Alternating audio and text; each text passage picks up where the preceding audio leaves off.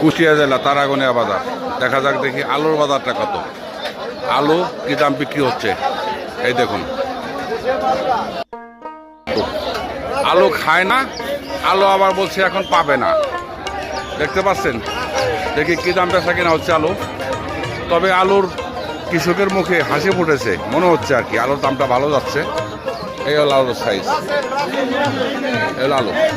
আলু কি দাম চাচ্ছে ভাই? 20 টাকা কেজি। এই আলুটা 20 টাকা কেজি, দেখতে পাচ্ছেন। এই হলো আলুর বাজার। আর একটা আলু আছে দেখাচ্ছি। এই আলুটা অন্য আলু, এই আলুটা সাইজটা 8 টাকা কেজি। আলু 28 টাকা কেজি। কত কেজি আছে? আলু 28 টাকা কেজি। ভাই তুমি ভিডিও করো না, তুমি কামে নিয়ে এটা তুমি এটা- বলছেন জিজ্ঞাসা করি এটা 28 টাকা কেজি বিক্রি হচ্ছে এই আলুটা। তবে আলুর কৃষক মোটামুটি লাভবান আর কি, আলুর কৃষক লাভবান হচ্ছে।